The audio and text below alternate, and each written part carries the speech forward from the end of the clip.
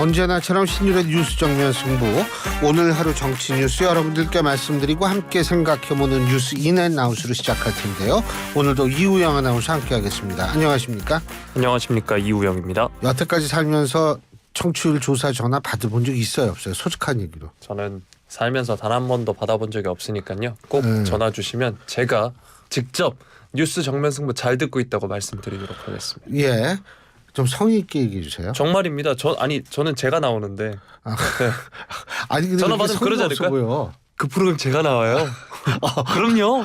이러지 않을까요? 그렇죠. 네. 예, 사실 저도 청취율 조사 전화를 받아본 적이 한 번도 없어요. 근데 어제 전화가 왔더라고. 그래가지고 그거는 3,000번대로 시작하는 번호예요. 아.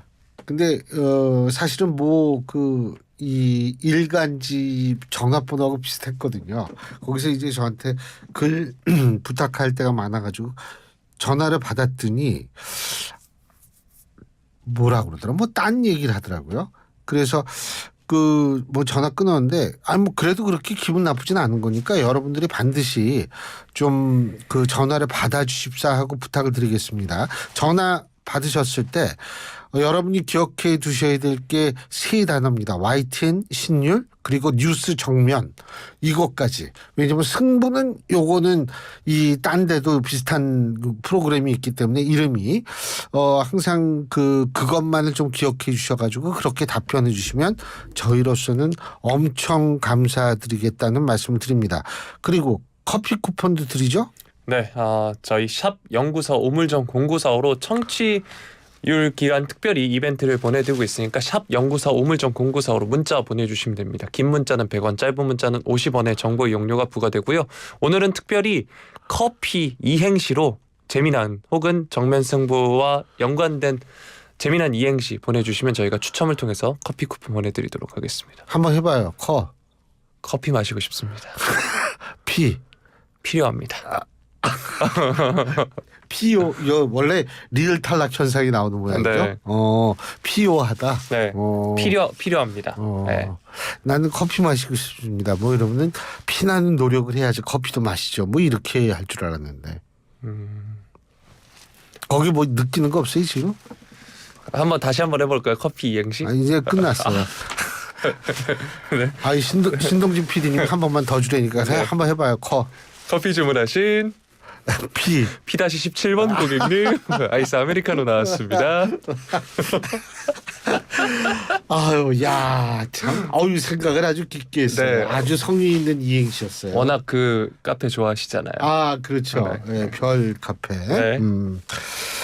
자, 오늘 어떤 얘기부터 해볼까요? 참 기가 막혀서 말이 안 나오네.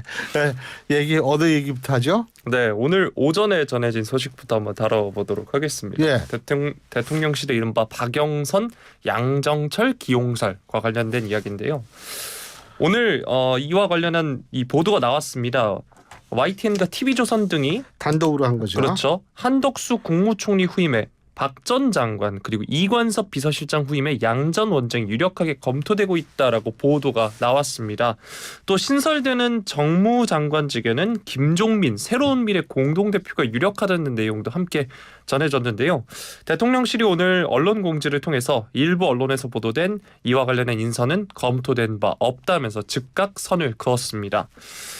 대통령실이 이렇게 보도를 부인한 것은 국정을 쇄신을 가늠할 잣대가 될 총리 비서실장 인사가 혼란 속에 빠지는 것을 막으려는 조처로 풀이가 되고 있는데요. 대통령실 관계자는 아침에 다들 어리둥절한 분위기였다 이렇게 전하기도 했습니다. 박영선 전 장관의 경우 문재인 정부에서 중소벤처기업부 장관을 지냈고요. 양 전 원장은 문 전 대통령 최측근으로 꼽히고 있습니다. 또 충청권 인사인 김종민 대표 참여정부 청와대에서 대변인을 지낸 바 있습니다. 이런 가운데 여당인 국민의힘 역시 일부 언론의 박영선 국무총리, 양정철 비서실장 유력 검토 보도에 술렁였는데요. 대통령실이 부인했음에도 당내에서는 우려 섞인 시선이 계속됐습니다. 권성동 의원은 오늘 SNS에 이 보도와 관련해서 많은 당원과 지지자분들께서 충격을 받았을 것이다 이렇게 썼고요. 총선 참패로 인해 당은 위기에 봉착했다. 엄중한 시기이고 인사 하나하나에 많은 주의를 기울여야 한다면서 당의 정체성을 전면적으로 부정하는 인사는 내정은 물론이고 검토조차 해서는 안 된다. 이렇게 이야기했습니다. 그러면서 또 대통령실에서 위 인사를 검토한 적이 없다는 공식 입장이 나왔지만 오늘과 같은 해프닝은 메시지 관리의 부실함을 드러낸 것이다 라고 하면서 상당히 아쉽다라고 지적을 했고요. 이번에 용산에서 당선된 권영세 의원의 경우에는 야당 인사들을 기용해서 과연 얻어지는 게 무엇이며 또 잃는 것은 무엇인지를 잘 판단할 것이라 생각한다 이렇게 이야기했습니다. 김용태 당선인도 MBC 라디오에서 이것이 현실화한다면 지지층 사이에서 후폭풍이 만만치 않을 것이다 이렇게 이야기했고요. 당 밖에서는 김종인 전 개혁신당 상임고문이 윤 대통령이 그 사람들을 써서 외형상으로는 야권을 썼기 때문에 협치할 가능성이 있다고 생각하는지 모르겠지만 본인이 보기에는 그래서 사태를 수습한다고 보지 않는다라고 혹평했습니다. 이준석 개혁신당 대표도 끔찍한 혼종이다. 이제야 왜 취임 초기부터 보수계열 인사들을 당내에서 그렇게 탄압해오고 내쫓았는지 알겠네요라고 SNS에 비꼬는 글을 올리기도 했는데요. 다만 국민의 미래 조배숙 비례대표 당선인은 야당과 협치를 염두에 둔 검토가 아닌가 상당히 좋은 카드라 생각한다 이렇게 이야기하기도 했습니다. 조 당선인의 경우 이제 민주당 출신이고요. 이번 총선을 앞두고 국민의힘 국민의 미래에 입당한 바 있습니다. 자, 오전에 전해진 굉장히 놀라운 소식이었습니다. 물론 대통령실은 곧장 진화에 나섰는데요. 어떻게 들으셨나요? 놀랐어요? 네? 놀랐어요? 좀 보. 그렇게 놀랐어요? 오. 네. 그 정도. 네. 근데 저는 뭐 이거 사실 과거에서도 우리가 그 사례를 찾기가 그렇게 어렵지 않기 때문에 물론 뭐 놀라운 소식이라고 할 수는 있겠습니다만 그다지 놀라지 않았는데 한 가지 제가 여기서 좀 궁금한 게 하나 있어요. 야당 쪽에서 좀 상당히 이 혹평을 하고 반발을 하는데 그러면은 이게 그러면서 이제 얘기하는 게 먼저 영수회담부터 해라 이건데 이걸 양해를 구해달라는 얘기인지 양해를 구하고 나가지고 얘기를 하라는 얘기인지 저는 이게 상당히 궁금하더라고요. 그러니까 뭐 예를 들면은 뭐 총리로 누구를 하고 싶다 뭐 이런 식의 일은 된다면 이재명 대표한테 먼저 전화해가지고 허락을 받아야 된다는 거지. 전 그걸 잘 모르겠어요. 그래서 지금 현재 야당이 협치를 얘기를 할 때 그 협치라는 것이 결국은 여야 그러니까 대통령과 야당의 이 소위 그 만남 이것만을 의미하는 것인지 저는 이게 굉장히 궁금하고요. 또 한 가지 지금 야당이 이렇게 반발하는 면면을 본다면 제가 한 가지 또 특이하게 본 점이 하나 있어요. 지금 거론되는 인물이요. 친문이라고 얘기할 수는 있지만 친명이라고 얘기할 수 있는 인물들은 좀 아닌 성향이 강하다는 거죠. 그렇기 때문에 친명이 아닌 인물들을 거론했기 때문에 오히려 더 반발이 커진 건지 전 이런 것도 상당히 궁금하고요. 그리고 또 한 가지 여당한테 궁금한 것도 있어요. 사실은 여권 대통령실을 비롯해가지고 이렇게 친명이 아닌 친문 혹은 비명 인사들을 얘기를 흘린 건지 아니면 뭐 어떻게 된 건지 모르겠지만 이렇게 얘기가 나오게끔 된 거는 물론 나중에 이제 대통령실에 적극적으로 부정을 했지만 이런 얘기가 나오게 된 거는 물론 뭐 떠본 것이다 뭐 이런 분석도 있는데 그건 제가 모르겠고 이런 얘기 이렇게 나왔다. 근데 이게 만일 떠보는 것이라고 가정을 한다면 이거는 사실 지금 약간의 조짐이 보이기 시작하고 있는 친명과 이른바 친문 사이에 있어서의 어떤 갈등도 좀 의식해가지고 이런 거를 얘기를 한 건지 여러 가지가 궁금해져요. 왜 그러냐면 사실 제가 어제도 얘기를 했습니다만 조국 대표 문재인 전 대통령 사저를 방문하지 않았습니까? 근데 그거를 두고도 친명 쪽에서는 이거 친문들이 다시 결집하는 거 아니냐 이런 생각을 한다라는 얘기를 하고 있거든요. 그렇기 때문에 그런 측면도 상당히 좀 궁금해지는 것은 사실입니다. 예, 어쨌든 뭐 부정을 했으니까. 그런데 저는 아이디어는 나쁘지 않았다고 생각하는 사람이에요. 근데 또 한 가지 말씀드리고 싶은 건 총선을 면밀히 분석을 해본 다음에 그 다음에 사실 이 어떤 방식의 접근을 해야 되는지를 결정하는 게 낫다는 거죠. 예를 들면 보수 중에서도 이번 총선에서 보수 중에서도 일부가 국민의힘을 찍지 않았다면 그때는 일단 보수부터 추스려야 되는 게 먼저 급선무거든요. 그렇게 되면 이런 식의 인선이 오히려 혼선을 줄 수 있고 보수는 웬만하면 다 국민의힘을 찍었다라고 한다면 조금 다른 접근을 할 수도 있고 일단 그렇기 때문에 선거 분석이 저는 선행돼야 된다는 생각이 듭니다. 네. 자, 다음 소식 살펴보도록 하겠습니다. 국민의힘 일각에서 여야 협치를 위해 윤석열 대통령이 이재명 대표와 만나야 한다 이런 이야기가 나오고 있는데요. 그동안 국민의힘은 야당이 요구하는 윤 대통령과 이 대표의 회담에 대해서 야당 지도부 파트너는 여당 지도부다라고 하면서 부정적인 입장이었는데 총선 패배 이후 불리한 의회 지형을 극복하는 차원에서 야당과의 대화 필요성을 강조하는 발언들이 계속해서 나오고 있습니다. 권영세 의원, 윤 대통령과 이 대표의 만남 가능성에 대해 지금처럼 더 나빠진 국회 환경에서는 꼭 필요하다면 안 만날 이유가 없다. 만나는 것도 적극적으로 검토할 것으로 보인다. 이렇게 이야기하기도 했고요. 4월 말, 5월 말이라도 야당에서 여러 이야기를 하며 무리한 요구가 있으면 만날 수도 있을 것이고 정부가 꼭 했으면 하는 법안들에 대해 야당 협조를 구할 때는 얼마든지 할 수 있겠다고 생각한다라고 하면서 만약 제가 대통령에게 조언해드릴 기회가 있다면 이런 부분은 적극적으로 협조를 구하라고 이야기하고 싶다 말을 했습니다. 김용태 당선인도 어제 대통령 말씀 중에 야당과의 협치, 대화 부분이 들어갔더라면 더 좋지 않았을까 생각한다 이렇게 지적하기도 했고요. 야당과 대화하고 협치하는 것은 이제 선택의 영역이 아니라 필수적인 상황이다라고 강조했습니다. 또 김종인 전 개혁신당 상임고문은 대통령과 이 대표의 만남에 대해 대통령이 필요하다고 생각하면 안 할 수가 없는 것이다 이렇게 이야기했습니다. 자, 연일 이야기가 나오고 있는 이재명 대표와의 만남 이야기인데요. 이 소식 뉴스인 부탁드리겠습니다. 만나야죠. 만나야 되고 그런데 이제 사실 저는 어떤 생각이 드냐면 지금 협치 열쇠는 야당이 가지고 있다라는 것이 그런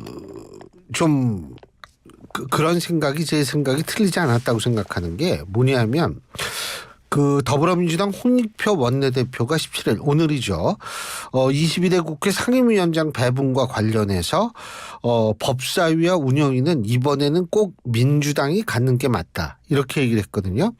근데 이 법사위라는 거는 우리나라 단원제이기 때문에 양원제가 아니죠. 일종의 상원 역할을 하는 중요한 자리인데 이것이 이제 원래는 여당이 사실 여당 몫이고 운영위도 여당 원내대표가 지금까지는 관습적으로 거의 가져갔던 거예요. 그런데 법사위 운영이 민주당이 갖는다? 그러면은 상임위 전체를 위원장 전체를 가져가겠다. 저는 이런 식으로 해석이 될 수밖에 없다라고 생각하는데 제가 볼 때에는 관습과 관례를 무시해서 또다시 모든 것을 민주당이 가져가게 된다면 우리가 관습 관례도요. 일종의 우리가 묵시적으로 계속 받아들이는 일종의 룰, 규칙이거든요. 근데 이것이 상황에 따라서 무너지게 된다면 과연 제도적 안정성이 어떻게 담보될 것인가에 대해서 의문을 가질 수밖에 없고요. 그래서 제가 볼 때 그러면서 홍익표 원내대표는 미국 얘기도 한 모양인데 미국하고 우리하고는 좀 비교하기가 어렵고 그리고 미국은 이렇게 우리나라처럼 막 절대적으로 한쪽으로 의석수가 쏠리는 일은 없습니다. 그런데 그래서 저는 야당한테도 제가 좀 부탁드리고 싶은 게 뭐냐면 국민의힘과 민주당이 254개 지역구에서 받은 득표율의 차이는 5.4%포인트밖에 차이가 안 납니다. 그러니까 국민의힘을 찍었던 그 많은 다수들의 입장도 반드시 존중을 해줘야지 존중을 해줘야지 그거를 이렇게 좀 그렇게 존중하지 않는 듯한 태도 법사위원이 관례와 이런 거를 무시하는 듯한 태도를 하는 거는 좀 좋지 않고 그래서 좀 그런 거는 거두어줬으면 좋겠다는 생각이 들고 대통령도요. 이재명 대표가 이끄는 민주당 인정을 해야 합니다. 그 많은 국민들이 5.4%포인트 더 많은 국민들이 민주당을 찍었잖아요. 그러면 그걸 인정하고 한번 만나야죠. 만나서 무슨 얘기를 하든 어쨌든 만나는 제스처는 전 필요하다고 생각을 합니다. 네, 자 다음 소식 살펴보도록 하겠습니다. 이번 총선에서 단독 과반 의석을 확보하며 압승한 더불어민주당 내에서 차기 국회 수장 자리를 놓고 물밑 경쟁이 치열하게 벌어지고 있다고 하는데요. 국가의전 서열 2위인 국회의장 관례적으로 원내 1당에서 2명을 전반기와 후반기로 나눠서 각 2년 임기로 선출을 해왔습니다. 당내 경선에서 이긴 후보가 국회 본회의 무기명 표결에서 재적의원 과반 찬성을 얻으면 당선되는데요. 오늘 민주당 관계자들의 전언에 따르면 국회의장 자리를 놓고 조정식 사무총장 그리고 추미애 전 법무부 장관의 2파전 구도가 만들어진 양상이라고 합니다. 이번 총선에서 두 사람 모두 6선 고지에 올라서 당내 최다선이라고 하고요. 두 사람 모두 친명계로 국회의장직 도전 의지가 강한 것으로 알려졌습니다.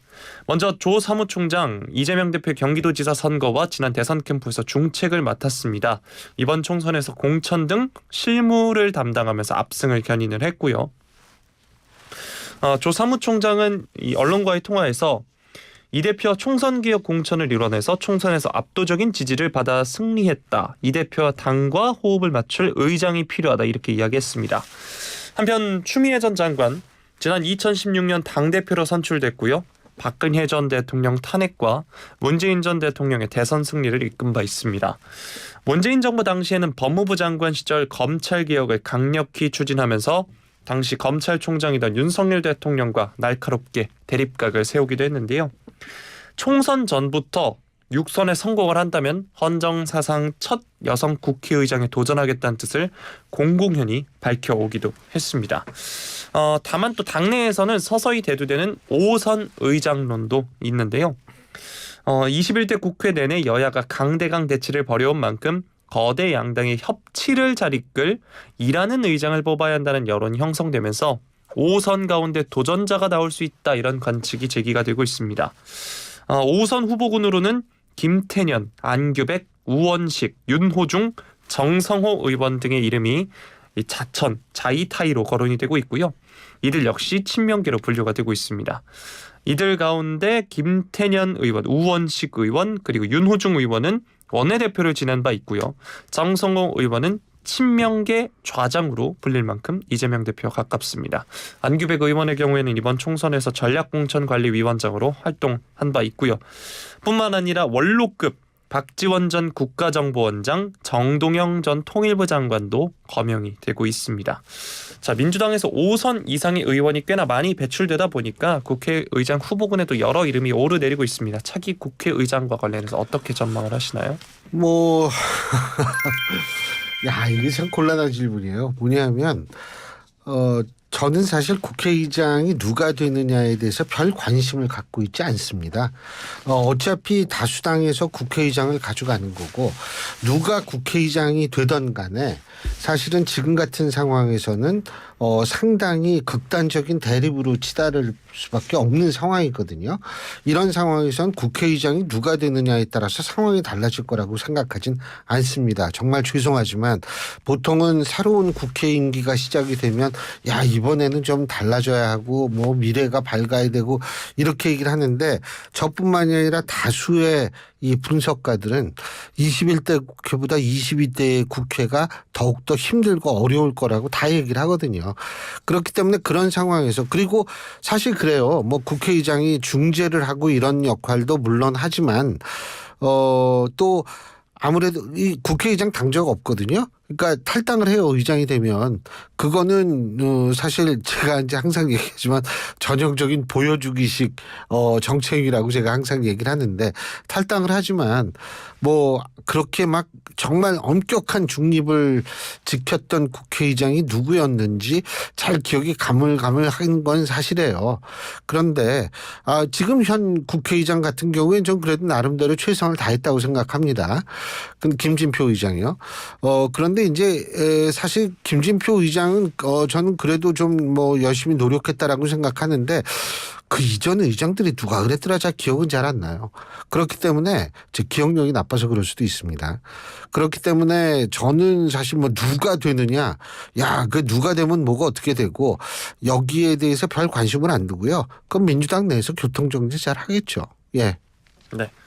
자, 마지막 소식 살펴볼 텐데요. 오늘 여성가족부가 작년 6월에서 7월 전국 12,000가구의 만 12세 이상 모든 가구원을 대상으로 실시한 2023년 가족 실태조사 결과를 살펴보겠습니다.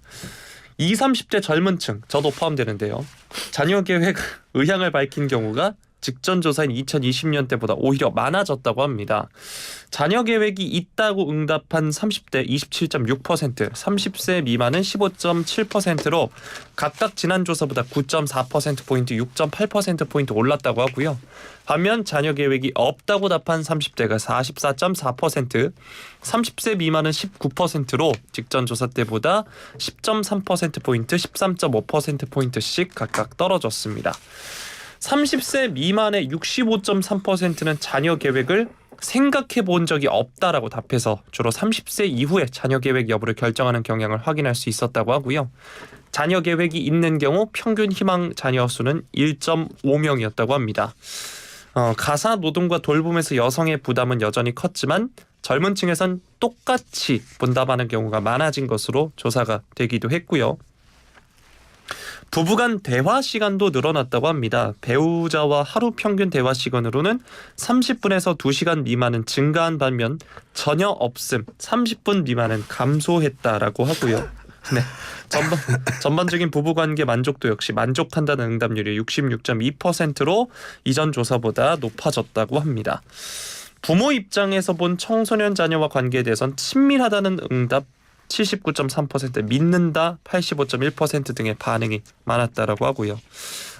초등학생들이 방과 후 시간을 보내는 곳 학원이 제일 많았다고 합니다. 저는 이 항목이 좀 가장 씁쓸하기도 했는데요. 2020년 조사 당시에는 코로나19 사태로 집에서 보내는 경우가 학원보다 더 많았는데 3년 만에 다시 학원이 대표 돌봄 장소가 되기도 했습니다. 자, 그리고 4명 중 1명은 직장일로 인해 개인 시간을 충분히 가질 수 없다 이렇게 답을 했습니다. 네, 눈에서 땀이 나기도 하네요. 네. 일과 가족 생활의 균형을 묻는 항목에서 직장 일 때문에 개인 생활 시간이 부족하다 응답이 24.5%로 가장 많았다고 합니다. 자, 이번 실태 조사에서 실제 출산율 반등으로 이어지기까지는 제도적인 노력도 필요하겠지만요. 네, 관련해서 뉴스인 부탁드리겠습니다. 여론조사부터 좀 해보겠습니다. 지금 이유영 아나운서의 계획은 어떤 계획이 있으세요? 계획이라 하면 네. 있다라고 하겠습니다. 계획 네. 뭔 계획이 있어요, 근데? 모든 계획. 모든 계획. 네. 축구하는 계획? 무슨 계획? 왜 그 유명한 명대사도 있지 않습니까? 뭐요? 아들아, 너는 계획이 다 있구나. 다 있구나. 네, 저도 계획이 다 있습니다. 네. 그래요? 네. 그러면은 1.5명이에요, 계획이? 만약에 하게 된다면 한두 명 정도. 그러게 1.5명이라고 할 수 있겠네요. 1.5명. 네. 야, 전 이거 보면서 놀란 게 있어요. 배우자와 하루 평균 대화 시간이 30분에서 2시간 미만. 근데 전혀 없음도 있고. 30분 미만이면 그 부부끼리 밥 먹었냐? 왔어? 왔어. 끝. 이거죠. 근데 이게 대화를 많이 해야 돼요. 네? 많이 하시나요? 전 엄청 많이 해요. 근데 전 옛날부터 많이 했어요. 우리 와이프가 맨날 옛날에는 과묵해. 왜냐하면 우리 처갓집은 다 과묵하거든요. 네. 처갓집에 가잖아요. 예? 전 편해요. 뭐냐면 잤어요. 왜냐면 아무도 얘기를 안 해. 예? 저만 얘기를 해요. 그래가지고 전 그냥 잤어요. 예. 되게 좋아하네. 근데 어쨌든 말을 많이 해야 돼요. 그리고 솔직히 이 조사 저는 여성가족부에서 매년 하는지 제가 잘 모르겠는데 이렇게 됐으면 참 좋겠죠. 근데 이게 투표하겠습니까? 이거하고 좀 비슷할 거라고 봐요. 당위론적으로 대답할 가능성도 있고 하기 때문에 이게 올라갔다. 야, 이제 이거 진짜 우리나라 인구 다시 느는 거 아니야? 이렇게까지 얘기하기는 좀 힘들 거라는 생각은 듭니다. 실제로 출산율 반등을 위해선 정부가 조금 더 노력을 해야 되고요. 가장 중요한 것은 뭐냐면 이게요, 아이가 있으면은요, 훨씬 얘기하는 주제도 많아지고요. 다양해질 수 있습니다. 이 젊은 사람들이 이런 거를 좀 생각하면 좋을 것 같아요. 어쨌든 이호영 아나운서부터 네. 좀 계획을 세우기만 하지 말고 구체적으로 이제 실행 단계에 들어가야 되지 않을까 이런 생각이 듭니다. 계획을 세우는 게 먼저지 않을까 싶습니다. 왜 공약도 공약도 그냥 하시는 분들도 많잖아요. 네. 그래요? 그렇구나. 그래서 오늘 이재명 대표가 그랬구나. 제가 이거를 찾았습니다. 여론조사를 찾았는데 그 민생회복지원금을 두고서 제 발언과 아무 관련 없습니다. 이재명 대표의 제안에 54%가 반대를 했습니다. 이것은 서울경제 한국갤럽의 7차 정기 여론조사고요. 이것은 100% 전화 면접 조사로 진행이 됐습니다. 전화 면접 조사로 진행이 됐고요. 이 여론조사는 3월 28일부터 29일까지 이 2024년 3월 28일부터 29일까지 실시된 여론조사임을 말씀드립니다. 자세한 것은 중앙선거 여론조사심의위원회 홈페이지를 참조하시면 됩니다. 나가세요 이제. 오늘 네. 수고하셨습니다. 고맙습니다. 예, 지금까지 이우영 아나운서였습니다.